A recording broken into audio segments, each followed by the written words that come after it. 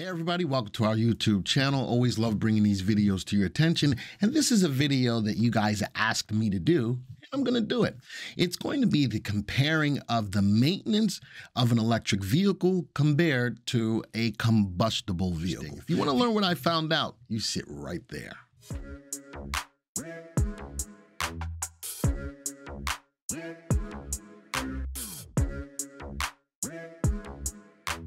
Hey everybody, Glenn Tompkins, Senior Instructor here at VectorVest. Always love bringing these videos to your attention. If you're brand new to the channel, by all means, please, first off, hit the subscribe button and then hit the bell icon so that you'll be alerted when new videos like this come out. And if you like the content, hit the like button. But most of all, I'd really like to know your input. Now, a disclaimer, my job here is not to sway you over to electric vehicles in any way, shape, form, or fashion. But this is some information to help you to make a better informed decision on what you want to do, especially knowing where gas prices are right now. So first thing we're going to do is get right into the program. And why am I looking at EVs? Because I made a video recently that stated that these stocks or these companies or these cars are really starting to be seriously talked about at family tables right now at home. Really thinking about how do I get over this big gas thing that's going on right now and not paying the money for, you know, the rise in gas prices. So people are really having a deep down conversation at homes in regards to this. But there's some pros and there's some cons. The biggest pro, or actually the biggest con, is that these vehicles are so much more expensive than a combustible vehicle. Well, I did a video recently that showed that the prices on these vehicles are coming down and not that far off from a combustible vehicle. Well, it's going to still take some time to really get down to those combustible prices. And is combustible cars going to go away or engine cars going to go away?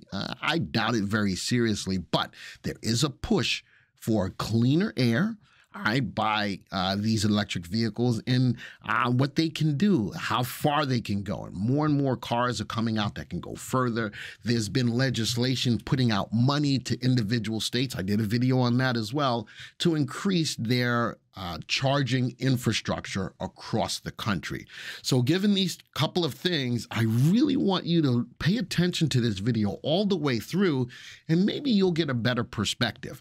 Now, when I look at these vehicles, I've got a watch list that I created here full of 35 stocks, which are clean energy EVs. These are all electric vehicle manufacturers. And we all know that Tesla is the big boy in here. But look at that, Ford is in here. Energy, yes, I just shouted you out. Vicinity Motors is on here. And this is being sorted by our indicator relative value, the stocks that have the best upside potential over the next 1 to 3 years of being able to outperform the market. And you see that these are pretty hefty RV values. These companies have great potential to the upside to outperforming the market. They all, with the exception of Cooper Standard, have positive earnings and are growing their earnings in double-digit clips of at least 20% or more per year. Notice that a couple of these stocks are sell recommendations. That's fine. Remember, right now I'm looking at a growth potential in these companies, especially with what's going on in the current market's condition with gas. All right, let's go out to some, let's start off this way. I did some pros and cons, and I'm probably going to take my camera off a second. I did some pros and cons on the difference between the cost of driving a gas car compared to electric car. But I wanted to see pros and cons. On the pro side, no gas. You can charge at home or on the road, and superchargers are inexpensive and are really growing rapidly all over the place. You can go to a restaurant and they have charging. You go to a hotel and stay for the night, they have charging. You go to a football game and they have in their parking lots charging for those as well. So charging is becoming readily available for electric motor cars. You can get a tax credit for EVs, and the average cent cents per kilowatt to charge. It's about 7 cents per kilowatt. This is primarily during off-peak hours at late at night while you're sleeping, which is way cheaper than gas.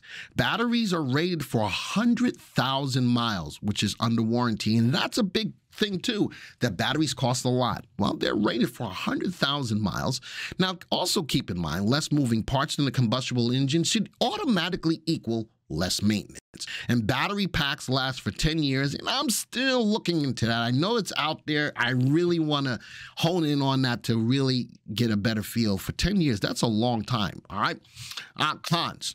How much do we drive? Because how much we drive compares to how much we have to charge the vehicles. The more, just like your phone, you get some battery degradation as you continually charge. And there's a thing out there I've been looking at. Your average charge should be somewhere between 20 and 80% to keep down on battery degradation. Could be costly to install a charger at home. It's one thing, you get a charger, but it still has to be installed, right? Now, this is big. Heat and cold will definitely affect the charge. So if you live in really hot states or really cold states, that will definitely affect your ability to keep your car charged. Now, the other side is on the combustible cars, there's a lot more moving parts, which then increases your total cost of maintenance. And this is the other part of it, though. Cars are expensive, but currently coming down in price. All right, so I think I'm going to come back to this slide in a moment. Let's go out and let's take a look at some of the news, some information that I got in regards to this. What does it take to maintain a vehicle? Some of these stories are older stories. I was trying to find more updated stories, but I still think that they accommodate for what we're doing right now. It's a lot less with a conventionally powered model, that's for sure. Though electrical vehicles may still cost more to purchase than their conventionally powered counterparts, they're generally cheaper to keep running via affordable home charging. Electrical vehicles also save their owners cash on an ongoing basis by lower long-term maintenance costs. So now if I've got less moving parts, I should have less maintenance on the car. The biggest maintenance on an electric car, of course, is going to be the batteries. But if they're under warranty for 100,000 miles, I think the warranties right now are set up at about 8 years, 100,000 miles. Man, that's a lot. And as long as you're within that warranty, you should be able to replace that battery. That's because EVs eliminate over two dozen mechanical components that would normally require periodic service. So I think that when people say, man, it costs a lot more to maintain an electric car, they take that out of the equation. There's a lot less parts. It's one electric vehicle, a lot less parts, so it's going to be lesser maintenance. All right, how about this? Consumer Reports study finds electric vehicles maintenance costs are 50% lower than a gas-powered car. EVs lower lifetime maintenance costs and lower costs overall compared to comparable gas-powered vehicles. The cost savings of an EV ownership are only expected to increase with new models and battery cost reductions. We're not there yet. I totally understand that. We're not there yet, but we're getting to a point where we are getting there. Tesla just released a lower dollar car to keep it comparable to the combustible car. It doesn't have nearly as much range. It's got about 300 miles worth of range, but Tesla and as Ford and GM and all of these other companies get out there, what else are they doing to lower down the prices of the vehicles? They're making gigafactories. Tesla's got a gigafactory in Germany. Lucid's got a gigafactory, or building a gigafactory in Saudi Arabia. Volkswagen is building a gigafactory somewhere. I saw a story. But these companies are building bigger facilities to facilitate producing more cars, thus bringing the price of these vehicles down. So, right, they're still more expensive, but the prices are coming down. And if the maintenance is lower, it may be an offset to the higher price of the electric vehicles. All right, let's see this. Charging electric vehicles costs versus gas costs annually. And this was back in 2020. Guess what? When gas was less expensive, right? When gas was less expensive, this still shows that charging vehicles costs are less than gas vehicle costs. As I'm going down, I want to see, it said something about the bottom line. The bottom line, currently electric vehicles are more expensive than conventional gas-powered cars, even though the average EV price is decreasing over time. I got new lips today. We won't see them at the same price range as their gas-powered counterparts for at least a few years. So that's real.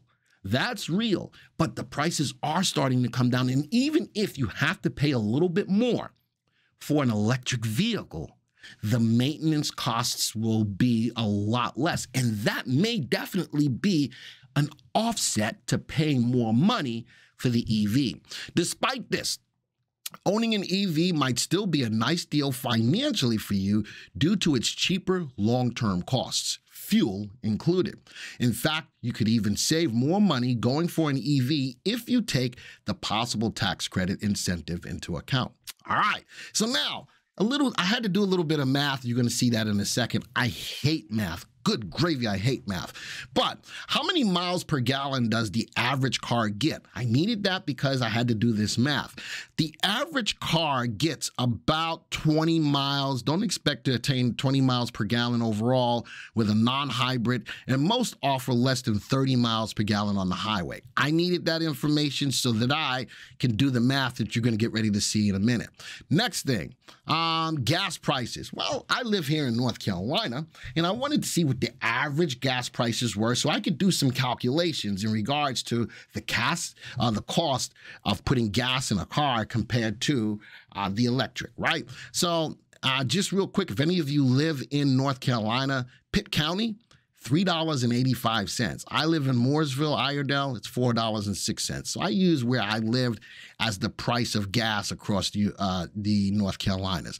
The average price is trading at $4.24, and in North Carolina, we're a little less than the average. It is what it is, sitting at $4.02. All right. Now, the electric versus gas cars' cost of ownership, remember this, over time, and compared three cars that were on the same level of price, I believe, the Toyota RAV4, the Tesla Model 3, and the BMW 3 Series. That's a great car. It's a great car. But the cost of ownership over time, man, this was over 25 years, the Tesla just beat out the RAV4 by just a little bit over that 25-year time period. All right, and here's the costs of the car, with the BMW being the most expensive. And when I say that the pricing of the electric vehicles are coming down, the Tesla model is $110,000. You say, man, that's a lot of money. Absolutely, it is a lot of money. So what is that going to include? More upfront costs when buying the car, probably a higher car payment depending on how much money you put down on the car. But again, if you can take into effect the cost of charging versus the cost of gas, it could be an offset, or the cost of maintenance compared to buying a gas car. It could be could be a good thing, could be. All right. And last but not least, everybody always says that the biggest thing about the maintenance of an electric car is the cost of the battery. Well, so I pulled up this story and I looked at the costs of these batteries and was like, holy smokies, that's a lot of dough. But then I went down and read the story. Replacement ranges from $0 to $20,000 based on a dozen factors. Now, this is the key part of it. If a battery is within its manufacturer warranty, typically 8 years, and 100,000 miles, then you should get a replacement battery at no cost. Now, as I read the story, battery replacements are still rare, and up-to-date data on costs can be difficult to find. Ta-da! So it costs a lot to replace the battery if it's out of warranty. But notice that the story says that the replacement of batteries is rare. These batteries are rated for a long time, and as you drive these cars, folks, you're going to get battery degradation, but within 8 years or 100,000 miles, you can get a brand new battery at no charge. All right, that's what the story says. I'm not telling you that.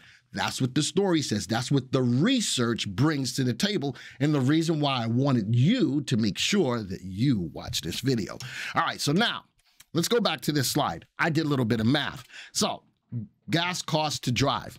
Let's say you wanted to drive about 1,000 miles per month. I don't know, you know, I listen, I drive a lot. I got to go to practice. I got to go to church. I drive a lot. So 1,000, you know, that's 52,000 miles a year. That's 12,000 miles per year. I think that makes sense. I think the majority of American people drive about that, 12 to 15,000 miles a year. So let's talk about that. 14-gallon tank, you know, 14 to 16. I use a 14-gallon tank unless I'm driving my excursion. That's a 40-gallon tank. That's a 40-gallon tank. But typical car, typical little people car, you know, the little car, you guys drive, about 14-gallon tank. Right now in North Carolina, I'm using the gas price of $4.02 per gallon on that 14-gallon tank, about $56 to fill up currently. All right, 20 miles per gallon, city times 14, about 300 miles per tank, and fill up just over three times for 1,000 miles gives you a cost of about $168.86 to drive about 1,000 miles. But wait a minute, what if you drive a lot of highway miles? Well, you get I'm going to average out about 26 miles per gallon highway. That's probably a really good number. All right, for a lot of you, that's probably a really good number. You know what I get miles per gallon in my excursion? 12.9 miles per gallon. All right. So I'm giving a good number of 26 miles per gallon on that 14-gallon tank, about 364 miles per tank. You got to fill up just under 3 times to get 1,000 miles. I'm going to average it out to about $150 to drive 1,000 miles. So miles driven per month, 1,000 miles on an electric car. All right. About 13 cents on average per kilowatt rate, averages out to about $133 per month. That's a little less. That's even less than the highway miles one. All right, so if you can do that per month compared to the gas, you're saving yourself money there. But then the other side of it is that you're saving your money on the other movable parts that are in a combustible engine that are not in an electric vehicle that you don't always have to, you know, you talk about an alternator and you talk about the water pump and you talk about this, that, and you don't have to change oil. You don't have to do an oil change every 3,000 miles. So just think about that. All right. So as I look into this, all right, that's the end of that part. As I look back into this, like I said, my goal here wasn't to get you to change your mind. It was designed to give you what you needed to make a better decision. I don't know if I looked at this, but if I got my 35 stocks in here. What is it doing? Let's go look at that. This is this watch list of 35 stocks and what's going on. When I say that the conversations are being had about people moving over to electric vehicles, I ain't just whistling Dixie. All right? It's happening.